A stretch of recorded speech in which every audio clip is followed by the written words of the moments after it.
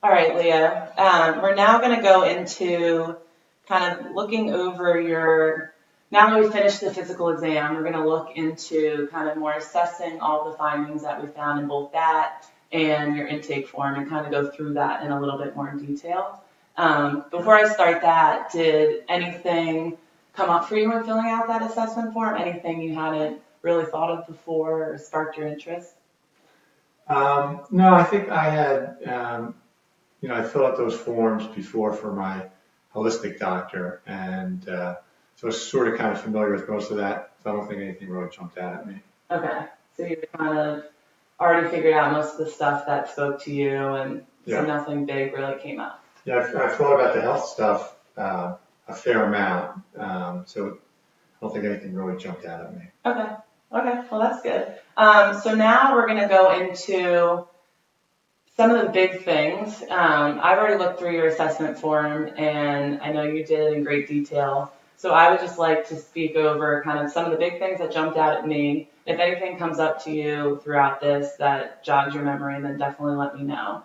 But we're going to go over the big things and then kind of how to move forward from there. So one of the first things that I noticed was in looking at your food journal that you consumed approximately 1,800 to 2,000 calories a day. And then after getting your body weight and your measurements and doing all those calculations, your average intake is recommended to be about 2,800 calories a day. So I was wondering if that's a surprise to you, or if you've noticed that before, if there's any reasons for that, or what your thinking is.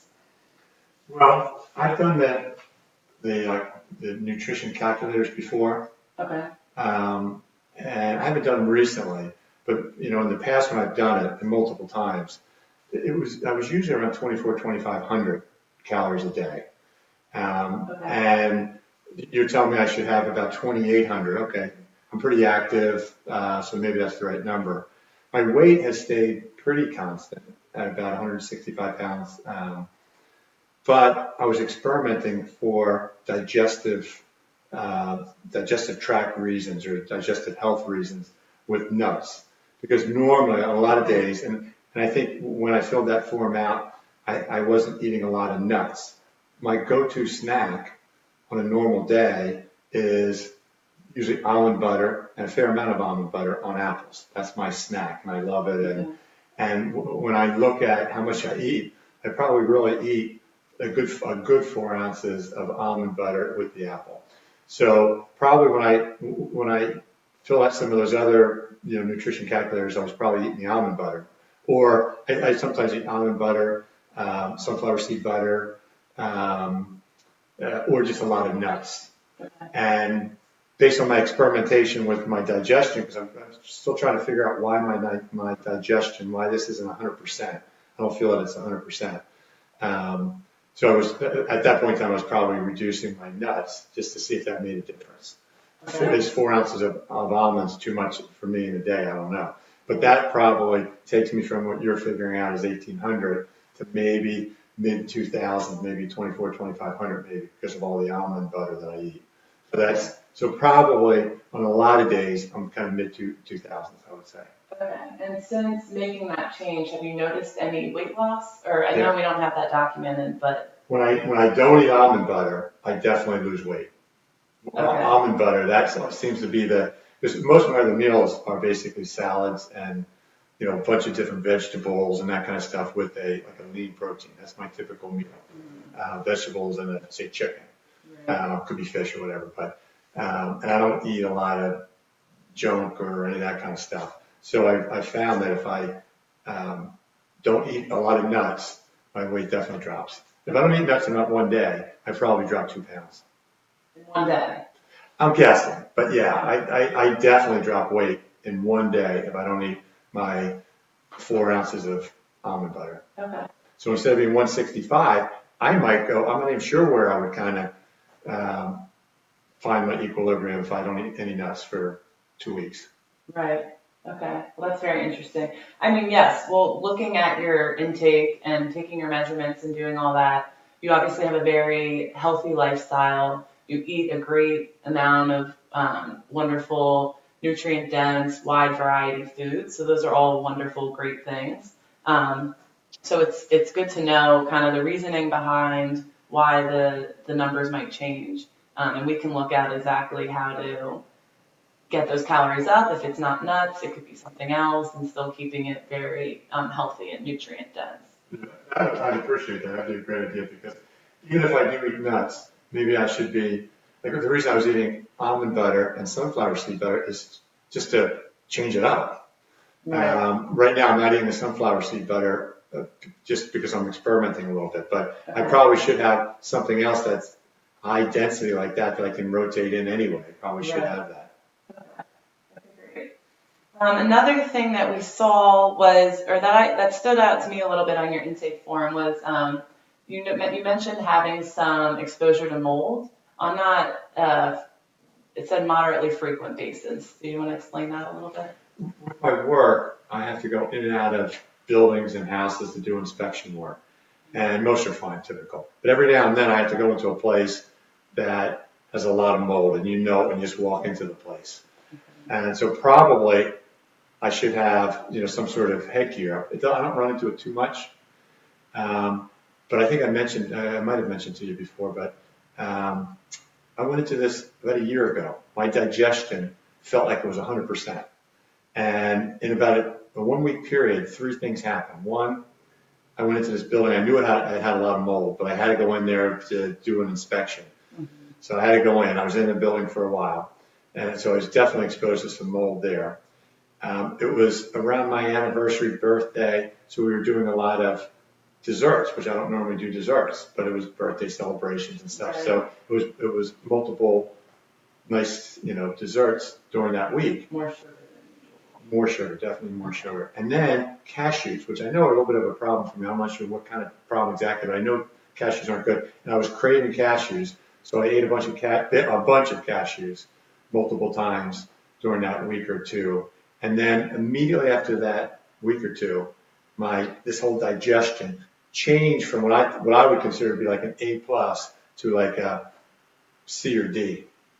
Okay, all within 1 week. All within 1 or 2 weeks. And it was all of those three things that you noticed Right. and looking back. And it was either one of those three things or a combination because nothing else changed. Okay. Somehow, and I know cashews are definitely a problem. I'm not sure that the mold did anything or not. And I'm not sure that, because I do eat, treats every once in a while. If there's a party or a birthday, I'll eat a treat. But this just happened to be like, say, 3 treats in 5 nights or something like that. Okay.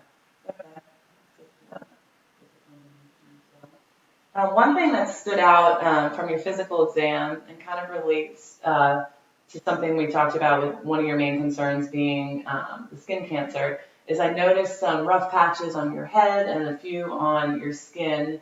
Have those been tested? Is that something that you are aware of? Yeah.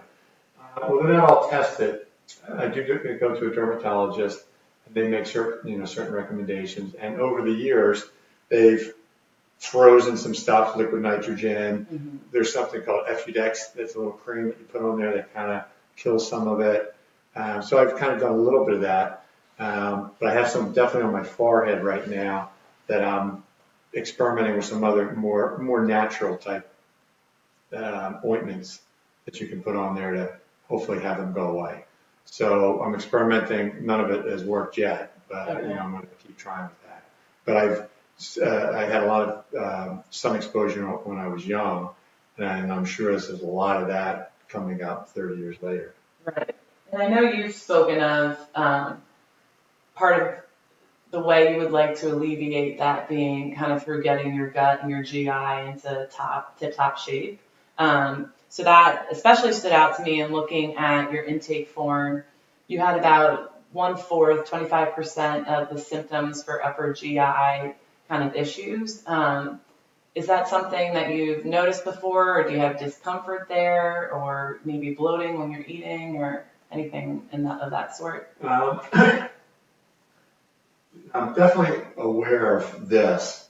I've talked to my holistic doctor about it, and I know for sure before I started paying attention to what I was doing, for sure this wasn't right because I was my whole life I was eating sugar. I ate sugar, I fueled on sugar. If I'm a little tired, I was either grabbing a cookie or an apple or chocolate milk or something. So it was sugar, sugar, sugar.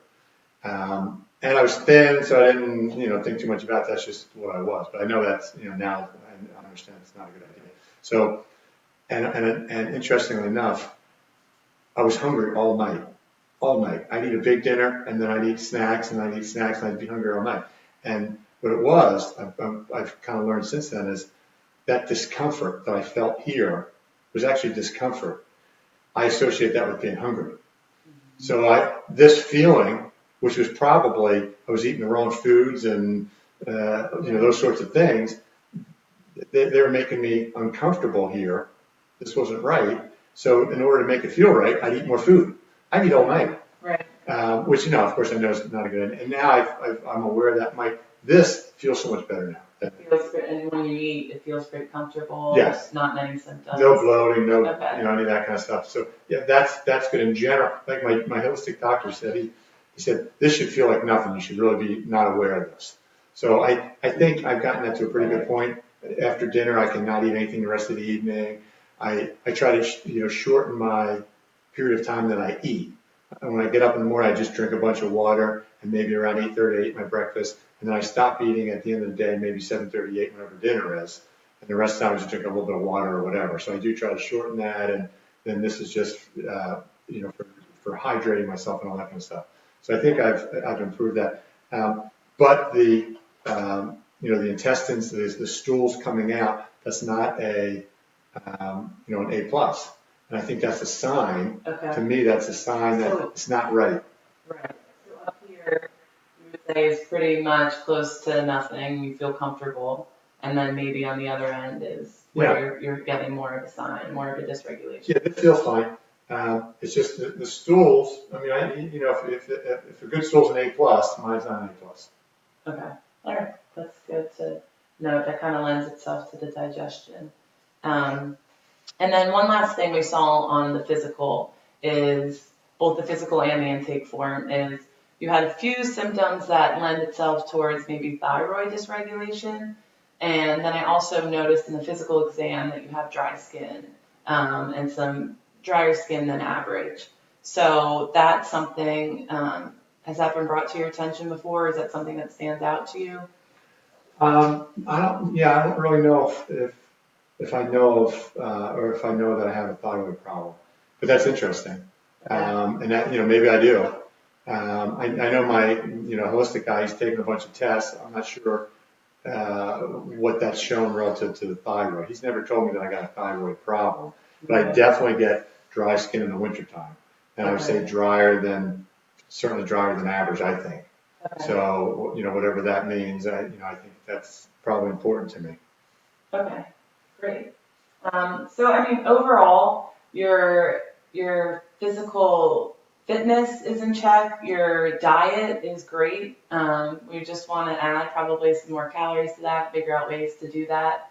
By adding more calories, I know we talked a little bit about magnesium, and in your food journal, your magnesium was a tiny bit low. So in adding more calories, and we can kind of up that level, and that'll help with your overall heart health as well in addressing the AFib.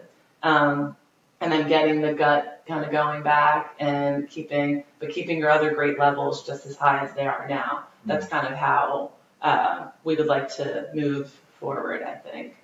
How does that all sound to you? Is anything, I know that's a lot of information, a bunch of stuff. You seem pretty on top of it, but how does that sound? Good. I'm excited to try it. More than willing to experiment. I've been, trying to learn myself about some stuff, so I consider myself pretty flexible. And if there's a good plan, I'm pretty sure I can do it. I've been changing what I eat and don't eat and all that kind of stuff. So at this point, I've gotten pretty used to being able to experiment and do this and don't do that. So I think I can, anything that you think will work, I think I can handle. You're pretty confident, and do you feel? I feel that you feel super confident in it. Do you feel that it's also really important to you in terms of your daily life? These sorts of things. Oh yeah. Near the top of my list. Okay. Is confident important. Yeah, it's important. Like I mentioned before, overall health is very important to me.